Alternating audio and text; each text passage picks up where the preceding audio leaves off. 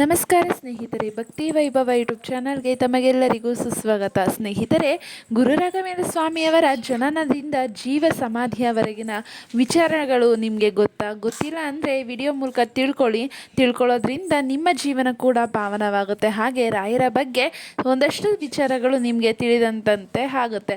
ಹಾಗಿದ್ರೆ ವಿಡಿಯೋ ಶುರು ಮಾಡೋದಕ್ಕಿಂತ ಮುಂಚೆ ನನ್ನ ಚಾನಲನ್ನು ದಯವಿಟ್ಟು ಸಬ್ಸ್ಕ್ರೈಬ್ ಮಾಡ್ಕೊಳ್ಳಿ. ವಿಡಿಯೋ ಇಷ್ಟ ಆಯಿತು ಅಂದರೆ ವಿಡಿಯೋಗೆ ಲೈಕ್ ಮಾಡಿ, ಶೇರ್ ಮಾಡಿ, ಕಮೆಂಟ್ ಮಾಡಿ. ಕಮೆಂಟ್ ಬಾಕ್ಸ್ನಲ್ಲಿ ಓಂ ಶ್ರೀ ಗುರು ರಾಘವೇಂದ್ರಾಯ ಸ್ವಾಮಿಯ ನಮಃ ಎಂದು ಕಮೆಂಟ್ ಮಾಡಿ. ಸ್ನೇಹಿತರೆ, ಶ್ರೀ ಗುರು ರಾಘವೇಂದ್ರ ಸ್ವಾಮಿಗಳು ಹಿಂದೂ ಧರ್ಮದ ಬ್ರಾಹ್ಮಣ ಮಾಧ್ವ ಸನ್ಯಾಸಿಗಳಲ್ಲಿ ಪ್ರಮುಖರಾಗಿರ್ತಾರೆ. ಅವರು ಮಧ್ವಾಚಾರ್ಯರ ಅನುಯಾಯಿಯಾಗಿ ಮಧ್ವ ಮತದ ದ್ವೈತ ಸಿದ್ಧಾಂತವನ್ನು ಪ್ರತಿಪಾದಿಸಿದ್ದಾರೆ. ಶ್ರೀ ಗುರು ರಾಘವೇಂದ್ರರು ರಾಯರು ಅಂತಲೇ ಪ್ರಸಿದ್ಧಿಯಾಗಿದ್ದಾರೆ. ಗುರು ರಾಘವೇಂದ್ರರ ಬಗ್ಗೆ ನಮಗೆ ತಿಳಿದುಕೊಳ್ಳಲು ಸಾಕಷ್ಟು ವಿಚಾರಗಳಿವೆ. ಅವುಗಳು ಯಾವುದು ಅನ್ನೋದನ್ನು ಈ ವಿಡಿಯೋ ಮೂಲಕ ತಿಳ್ಕೊಳ್ಳೋಣ. ಶ್ರೀ ಗುರು ರಾಘವೇಂದ್ರ ಸ್ವಾಮಿಗಳು ವಿಷ್ಣು ದೇವನನ್ನು ಸರ್ವೋಚ್ಚ ದೇವನಾಗಿ ಪೂಜಿಸುವ ವೈಷ್ಣವ ಧರ್ಮವನ್ನು ಅನುಸರಿಸಿದವರು ಮತ್ತು ಶ್ರೀ ಮಧ್ವಾಚಾರ್ಯರ ದ್ವೈತ ತತ್ವಶಾಸ್ತ್ರವನ್ನು ಪ್ರತಿಪಾದಿಸಿದ 16ನೇ ಶತಮಾನದ ಪ್ರಭಾವಿ ಹಿಂದೂ ಸಂತರೆನಿಸಿಕೊಂಡವರು. ಅವರು 1671ರಲ್ಲಿ ಇಂದಿನ ಆಂಧ್ರ ಪ್ರದೇಶದ ಮಂತ್ರಾಲಯದಲ್ಲಿ ಬೃಂದಾವನವನ್ನು ಸ್ವೀಕಾರ ಮಾಡ್ತಾರೆ ಅಂತ ಹೇಳಲಾಗುತ್ತೆ. ಭಾರತದಲ್ಲಿರುವಂತಹ ಅತ್ಯಂತ ಜನಪ್ರಿಯ ಧಾರ್ಮಿಕ ತಾಣಗಳಲ್ಲಿ ಒಂದಾದ ರಾಘವೇಂದ್ರ ಸ್ವಾಮಿಗಳ ಬೃಂದಾವನದಲ್ಲಿ ಅವರ ಭಕ್ತರು ಭೌತಿಕ ಅಥವಾ ಆಧ್ಯಾತ್ಮಿಕ ರೂಪದಲ್ಲಿ ರಾಯರನ್ನು ನೋಡುತ್ತಾರೆ. ಲಕ್ಷಾಂತರ ಭಕ್ತರು ನಂಬುವ ರಾಘವೇಂದ್ರ ಸ್ವಾಮಿಗಳ ಕುರಿತು ಒಂದಷ್ಟು ವಿಚಾರಗಳನ್ನು ನಾವು ನೋಡ್ಬೋದು. ಹಾಗಿದ್ರೆ ರಾಘವೇಂದ್ರ ಸ್ವಾಮಿಗಳ ಜನನ ಅಂದರೆ ಶ್ರೀ ರಾಘವೇಂದ್ರ ಸ್ವಾಮಿಗಳು ಶ್ರೀ ವೆಂಕಣ್ಣ ಭಟ್ಟರಾಗಿ ಜನಿಸ್ತಾರೆ. ಶ್ರೀ ತಿಮ್ಮಣ್ಣ ಭಟ್ಟ ಮತ್ತು ಶ್ರೀಮತಿ ಅವರ ಎರಡನೇ ಪುತ್ರ ಆಗಿರ್ತಾರೆ. ಹಾಗೆ 1595ರಲ್ಲಿ ಫಾಲ್ಗುಣ ಮಾಸದ ಶುಕ್ಲ ಸಪ್ತಮಿಯ ಗುರುವಾರದಂದು ಚಂದ್ರನು ಮೃಗಶಿರ ನಕ್ಷತ್ರದಲ್ಲಿದ್ದಾಗ ಇಂದಿನ ತಮಿಳುನಾಡಿನ ಚಿದಂಬರಂ ಬಳಿಯ ಭುವನಗಿರಿಯಲ್ಲಿ ರಾಘವೇಂದ್ರ ಸ್ವಾಮಿಗಳು ಜನಿಸ್ತಾರೆ. ಶ್ರೀ ತಿಮ್ಮಣ್ಣ ಭಟ್ಟರು ಶ್ರೀ ಕನಕಾಚಲ ಭಟ್ಟರ ಮಗ ಮತ್ತು ರಾಜ ಕೃಷ್ಣದೇವರಾಯನ ಆಸ್ಥಾನದಲ್ಲಿ ವೀಣಾ ವಿದ್ವಾಂಸರಾಗಿದ್ದ ಶ್ರೀ ಕೃಷ್ಣ ಭಟ್ಟರ ಮೊಮ್ಮಗರಾಗಿರ್ತಾರೆ. ರಾಘವೇಂದ್ರ ಸ್ವಾಮಿಗಳ ಪೋಷಕರಿಗೆ ರಾಘವೇಂದ್ರ ಸ್ವಾಮಿಯವರನ್ನು ಹೊರತುಪಡಿಸಿ ಗುರುರಾಜಾಚಾರ್ಯ ಎಂಬ ಮಗ ಕೂಡ ಮತ್ತೆ ವೆಂಕಟಾಂಬ ಎಂಬ ಮಗಳು ಕೂಡ ಇರ್ತಾರೆ.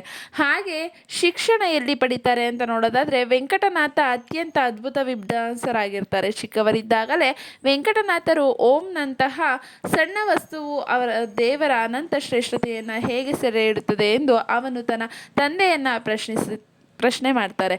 ಹಾಗೆ ವೆಂಕಟನಾಥರ ತಂದೆಯ ಮರಣದ ನಂತರ ಅವರ ಜವಾಬ್ದಾರಿಯನ್ನು ವೆಂಕಟನಾಥರ ಸಹೋದರನೇ ನೋಡಿಕೊಳ್ಳುತ್ತಾನೆ. ವೆಂಕಟನಾಥರು ತಮ್ಮ ಆರಂಭಿಕ ಶಿಕ್ಷಣವನ್ನು ಮದುರೈನಲ್ಲಿರುವ ತನ್ನ ಸೋದರ ಮಾವನಾದ ಲಕ್ಷ್ಮೀ ನರಸಿಂಹಾಚಾರ್ಯರಿಂದ ಪಡೆದುಕೊಳ್ತಾರೆ. ಹಾಗೆ ವೈವಾಹಿಕ ಜೀವನದ ನಂತರವೂ ಮುಂದುವರಿದ ಶಿಕ್ಷಣ ಅಂದರೆ ಅವ್ರಿಗೆ ಮದುವೆ ಆದಮೇಲೂ ಕೂಡ ಅವರು ಶಿಕ್ಷಣವನ್ನು ಮುಂದುವರಿಸ್ತಾರೆ. ಮದುರೈನಿಂದ ಹಿಂತಿರುಗಿದ ನಂತರ ವೆಂಕಟನಾಥರು ಶ್ರೀಮಂತ ಕುಟುಂಬದಿಂದ ಬಂದ ಸರಸ್ವತಿಯನ್ನು ವಿವಾಹವಾಗ್ತಾರೆ. ತನ್ನ ಇಂದ್ರಿಯಗಳ ಮೇಲೆ ಹಿಡಿತ ಹೊಂದಿರುವವನಿಗೆ ವಿವಾಹಿತ ಜೀವನವು ಕಲಿಕೆಗೆ ಅಡ್ಡಿಯಾಗುವುದಿಲ್ಲ ಎಂದು ಶಾಸ್ತ್ರಗಳು ಹೇಳುತ್ತವೆ. ಇದು ನಿಜವೆಂಬಂತೆ ವೆಂಕಟನಾಥರಿಗೆ ಅವರ ಹೆಚ್ಚಿನ ಕಲಿಕೆಯ ಸರಸ್ವತಿಯನ್ನು ಮದುವೆಯಾದ ನಂತರ ಸರಸ್ವತಿಯ ದೇವಿಯ ಆಶೀರ್ವಾದದ ಮೂಲಕ ಸಂಭವ ಆಗುತ್ತೆ. ಹಾಗೆ ಕುಂಭಕೋಣದಲ್ಲಿ ಸುಧೀಂದ್ರ ತೀರ್ಥರ ಆಶ್ರಯದೊಂದಿಗೆ ದ್ವೈತ, ವೇದಾಂತ, ವ್ಯಾಕರಣ ಮತ್ತು ಇತರ ಶಾಸ್ತ್ರಗಳ ಮೇಲಿನ ಸುಧಾರಿತ ಕೃತಿಗಳನ್ನು ಅಧ್ಯಯನವನ್ನು ಕೂಡ ಮಾಡ್ತಾರೆ. ಹಲವಾರು ಚರ್ಚೆಗಳಲ್ಲಿ ಪಾಲ್ಗೊಂಡು ತನಗಿಂತ ಉನ್ನತ ಮಟ್ಟದಲ್ಲಿದ್ದ ವಿದ್ವಾಂಸರನ್ನೆಲ್ಲ ಸೋಲಿಸಿದರು. ವೆಂಕಟನಾಥರಲ್ಲಿದ್ದ ಅಪರಜ್ಞಾನವನ್ನು ಅರಿತುಕೊಂಡ ಅವರ ಗುರು ಸುಧೀಂದ್ರ ತೀರ್ಥ ವೆಂಕಟನಾಥರಿಗೆ ಮಹಾಭಾಷ್ಯ ವೆಂಕಟನಾಥಾಚಾರ್ಯ ಎಂಬ ಬಿರುದನ್ನು ಕೂಡ ನೀಡ್ತಾರೆ. ಹಾಗೆ ಕೆಲವೊಂದಷ್ಟು ಪವಾಡ ಕೂಡ ಗುರು ರಾಘವೇಂದ್ರರಿಂದ ಜರುಗುತ್ತೆ. ಅವರು ಒಮ್ಮೆ ತಮ್ಮ ಪತ್ನಿಯೊಂದಿಗೆ ಕುಂಭಕೋಣದಲ್ಲಿ ಪ್ರವಾಸ ಮಾಡುತ್ತಿದ್ದಾಗ ಶ್ರೀ ವೆಂಕಟನಾಥ ಮತ್ತು ಅವರ ಕುಟುಂಬವನ್ನು ಸಮಾರಂಭದಲ್ಲಿ ಪಾಲ್ಗೊಳ್ಳಲು ಆಹ್ವಾನ ಮಾಡ್ತಾರೆ. ಆಗ ದುರದೃಷ್ಟವಶಾತ್ ಅವರು ಬಂದು ಆತಿಥೇಯರು ಅವರನ್ನು ಚೆನ್ನಾಗಿ ನಡೆಸಿಕೊಳ್ಳಲಿಲ್ಲ. ಬದಲಾಗಿ ಅವರನ್ನು ಮನೆ ಕೆಲಸದವರಂತೆ ನೋಡಿಕೊಳ್ಳಲು ಆರಂಭಿಸ್ತಾರೆ. ಆತಿಥೇಯರು ವೆಂಕಟನಾಥರ ಬಳಿ ಗರ್ವದಿಂದ ತಿಲಕವನ್ನಿಟ್ಟುಕೊಳ್ಳಲು ಶ್ರೀಗಂಧದ ಪೇಸ್ಟ್ ಸಿದ್ಧಗೊಳಿಸಲು ಹೇಳುತ್ತಾರೆ. ಆಗ ವೆಂಕಟನಾಥರು ಅಗ್ನಿಸ್ತೂತಕಂ ಪಠಿಸುತ್ತಾ ಶ್ರೀಗಂಧದ ಪೇಸ್ಟನ್ನು ಸಿದ್ಧಗೊಳಿಸುತ್ತಾರೆ. ಆತಿಥೇಯರು ಇದನ್ನು ದೇಹಕ್ಕೆ ಅನ್ವಯಿಸುತ್ತಿದ್ದಂತೆ ದೇಹದಲ್ಲಿ ಅಗ್ನಿಯಿಂದ ಸುಟ್ಟಂತೆ ಉರಿ ಅನುಭವವಾಗುತ್ತೆ.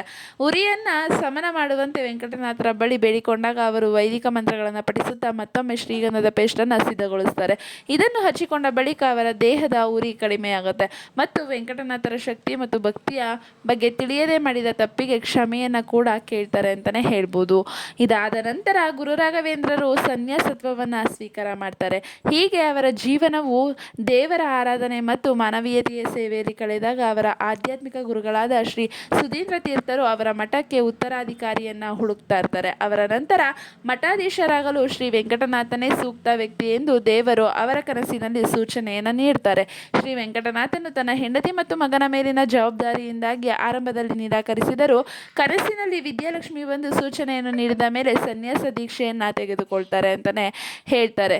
ಹಾಗೆ ಹಿಂದೂ ಧರ್ಮದ ತತ್ವಗಳ ಪ್ರಕಾರ ವೆಂಕಟನಾಥರ ಪತ್ನಿ ಅಕಾಲಿಕ ಮರಣಕ್ಕೆ ಗುರಿಯಾದಾಗ ಅವಳ ಆತ್ಮವು ಸ್ವರ್ಗ ಮತ್ತು ಭೂಮಿಯ ನಡುವೆಯಲ್ಲಿ ಸಿಕ್ಕಿಬಿದ್ದ ಪ್ರೇತಾತ್ಮವಾಗಿರುತ್ತೆ. ತನ್ನ ಪತ್ನಿಯನ್ನು ನೋಡುವ ಅವಳ ಕೊನೆಯ ಆಸೆಯು ಈಡೇರದ ಕಾರಣ ಅವಳ ಪ್ರೇತವು ದೀಕ್ಷೆಯ ಕಾರ್ಯವನ್ನು ವೀಕ್ಷಿಸಲು ಮಠಕ್ಕೆ ಹೋಯಿತು. ಆದರೆ ಅವರು ಬರುವಷ್ಟರಲ್ಲಿ ಅವರ ಪತಿ ಸನ್ಯಾಸಿ ಶ್ರೀ ರಾಘವೇಂದ್ರ ತೀರ್ಥರಾಗಿರ್ತಾರೆ. ಆದಾಗ್ಯೂ ಶ್ರೀ ಗುರು ರಾಘವೇಂದ್ರರು ತಮ್ಮ ಆಧ್ಯಾತ್ಮಿಕ ಶಕ್ತಿಯಿಂದ ತಮ್ಮ ಹೆಂಡತಿಯ ಉಪಸ್ಥಿತಿಯನ್ನು ತಕ್ಷಣವೇ ಗ್ರಹಣ ಮಾಡ್ತಾರೆ. ಅವಳ ಕೊನೆಯ ಆಸೆಯನ್ನು ಪೂರೈಸುವ ಸಾಧನವಾಗಿ ಅವರು ತನ್ನ ಕಮಂಡಲದಿಂದ ಸ್ವಲ್ಪ ಪವಿತ್ರ ನೀರನ್ನು ಅವಳ ಆತ್ಮದ ಮೇಲೆ ಎರಚ್ತಾರೆ. ಈ ಕ್ರಿಯೆಯು ಅವಳಿಗೆ ಮೋಕ್ಷವನ್ನು ಮತ್ತು ಜನನ ಮತ್ತು ಮರಣಗಳ ಚಕ್ರದಿಂದ ವಿಮೋಚನೆಯನ್ನು ಕೂಡ ನೀಡುತ್ತೆ ಅಂತಲೇ ಹೇಳ್ಬೋದು. ಹಾಗೆ ತೀರ್ಥಯಾತ್ರೆಗಳು ಕೂಡ ನಡೆಯುತ್ತೆ. ಶ್ರೀ ರಾಘವೇಂದ್ರ ಸ್ವಾಮಿ ದಕ್ಷಿಣ ಭಾರತದ ಪ್ರವಾಸವನ್ನು ಕೈಗೊಂಡರು, ದ್ವೈತ ತತ್ವಶಾಸ್ತ್ರವನ್ನು ಹರಡಿದರು ಮತ್ತು ರಾಮೇಶ್ವರಂ ಮತ್ತು ಶ್ರೀರಂಗನಂತಹ ಪ್ರಸಿದ್ಧ ಯಾತ್ರಾ ಕೇಂದ್ರಗಳಿಗೆ ಭೇಟಿಯನ್ನು ಕೂಡ ನೀಡ್ತಾರೆ. ರಾಮೇಶ್ವರಂನಲ್ಲಿ ಅವರು ರಾವಣ ವಿರುದ್ಧ ಹೋರಾಡುವ ಮೊದಲು ಭಗವಾನ್ ರಾಮನು ಸ್ವತಃ ಸ್ಥಾಪಿಸಿದ ಶಿವಲಿಂಗದ ಮೂಲವನ್ನು ಬಹಿರಂಗವನ್ನು ಕೂಡ ಪಡಿಸ್ತಾರೆ. ವೆಂಕಟನಾಥರು ಕನ್ಯಾಕುಮಾರಿ, ತಿರುವನಂತಪುರಂ, ಕರ್ನಾಟಕದ ವಿಷ್ಣು ಮಂಗಲ, ಕುಕ್ಕೆ ಸುಬ್ರಹ್ಮಣ್ಯ ಮತ್ತು ಉಡುಪಿ ಮುಂತಾದ ಇತರ ಆಧ್ಯಾತ್ಮಿಕ ಕೇಂದ್ರಗಳಿಗೆ ಪ್ರಯಾಣ ಕೂಡ ಮಾಡ್ತಾರೆ ಮತ್ತು ದ್ವೈತ ತತ್ವಶಾಸ್ತ್ರದ ಪಾಂಡಿತ್ಯದಿಂದ ಎಲ್ಲರನ್ನ ಮೆಚ್ಚಿಸ್ತಾರೆ ಅಂತಲೇ ಹೇಳ್ಬೋದು.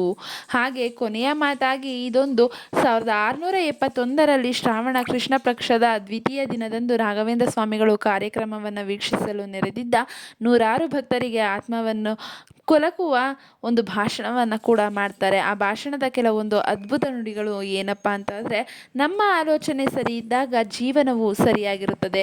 ಯೋಗ್ಯ ಜನರ ಒಳಿತಿಗಾಗಿ ಮಾಡುವ ಸಮಾಜ ಕಾರ್ಯವನ್ನು ಭಗವಂತನ ಆರಾಧನೆ ಎಂದು ಪರಿಗಣಿಸಬೇಕು. ಮಾಟ ಮಂತ್ರಗಳನ್ನು ಮಾಡುವ ಜನರಿಂದ ಯಾವಾಗಲೂ ದೂರವಿರಿ. ಸರಿಯಾದ ಜ್ಞಾನವು ಯಾವುದೇ ಪವಾಡಕ್ಕಿಂತ ದೊಡ್ಡದಾಗಿದೆ. ಭಗವಂತನಲ್ಲಿ ಭಕ್ತಿ ಇರಲಿ. ಈ ಭಕ್ತಿ ಎಂದಿಗೂ ಕುರುಡು ನಂಬಿಕೆಯಾಗಬಾರದು ಅಂತ ಗುರು ರಾಘವೇಂದ್ರರು ಹೇಳ್ತಾರೆ. ಶ್ರೀ ಗುರು ರಾಘವೇಂದ್ರ ಸ್ವಾಮಿಗಳು 1671ರಲ್ಲಿ ಶ್ರಾವಣ ಕೃಷ್ಣ ಪಕ್ಷದ ದ್ವಿತೀಯ ದಿನದಂದು ಜೀವ ಸಮಾಧಿಯನ್ನು ಪಡೀತಾರೆ. ಈ ದಿನಾಂಕವನ್ನು ಪ್ರಪಂಚದಾದ್ಯಂತ ಬೃಂದಾವನಗಳಲ್ಲಿ ಪ್ರತಿ ವರ್ಷ ಶ್ರೀ ರಾಘವೇಂದ್ರ ಸ್ವಾಮಿಯ ಆರಾಧನೆ ಎಂದು ಆಚರಣೆ ಮಾಡ್ತಾರೆ ಅಂತಲೇ ಹೇಳ್ಬೋದು. ಹೌದು ಸ್ನೇಹಿತರೆ, ಗುರು ರಾಘವೇಂದ್ರ ಸ್ವಾಮಿಯವರು 1671ರಲ್ಲಿ ಶ್ರಾವಣ ಕೃಷ್ಣ ಪಕ್ಷದ ದ್ವಿತೀಯ ದಿನದಂದು ಜೀವ ಸಮಾಧಿಯನ್ನು ಪಡೀತಾರೆ. ನೋಡಿದ್ರಲ್ಲ ಸ್ನೇಹಿತರೆ, ಗುರು ರಾಘವೇಂದ್ರ ಸ್ವಾಮಿಯವರ ಜನನದಿಂದ ಜೀವ ಸಮಾಧಿಯವರೆಗೆ ಎಷ್ಟು ವಿಚಾರಗಳು ನಡೆದಿರುತ್ತೆ ಅಂತ. ಈ ವಿಚಾರಗಳನ್ನೆಲ್ಲ ನೀವು ತಿಳ್ಕೊಂಡಿದ್ದೀರಾ ಅಂತ ಅನ್ಕೊತೀನಿ. ತಿಳ್ಕೊಂಡಿರೋದಕ್ಕೋಸ್ಕರ ನಿಮಗೆ ಧನ್ಯವಾದಗಳು. ಹಾಗೆ ಗುರು ರಾಘವೇಂದ್ರ ಸ್ವಾಮಿಗಳು ನಮಗೆ ಎಲ್ಲರಿಗೂ ಒಳ್ಳೆಯದನ್ನು ಮಾಡಲಿ ಅಂತ ಕೇಳ್ಕೊತ ವಿಡಿಯೋನ ಮುಗಿಸ್ತಾ ಇದ್ದೀನಿ. ಸ್ನೇಹಿತರೆ, ಈ ವಿಡಿಯೋ ಇಷ್ಟ ಆಗಿದೆ ಅಂತ ಅನ್ಕೊತೀನಿ. ಇಷ್ಟ ಆಗಿದ್ರೆ ವಿಡಿಯೋಗೆ ಲೈಕ್ ಮಾಡಿ, ಶೇರ್ ಮಾಡಿ, ಕಮೆಂಟ್ ಮಾಡಿ. ಹಾಗೆ ಕಮೆಂಟ್ ಬಾಕ್ಸ್ನಲ್ಲಿ ಓಂ ಶ್ರೀ ಗುರು ರಾಘವೇಂದ್ರಾಯ ಸ್ವಾಮಿಯೇ ನಮಃ ಎಂದು ಕಮೆಂಟ್ ಮಾಡಿ. ಸ್ನೇಹಿತರೆ, ವಿಡಿಯೋ ವೀಕ್ಷಿಸಿದ್ದಕ್ಕಾಗಿ ಧನ್ಯವಾದಗಳು. ದಯವಿಟ್ಟು ಚಾನಲನ್ನು ಸಬ್ಸ್ಕ್ರೈಬ್ ಮಾಡ್ಕೊಳ್ಳಿ.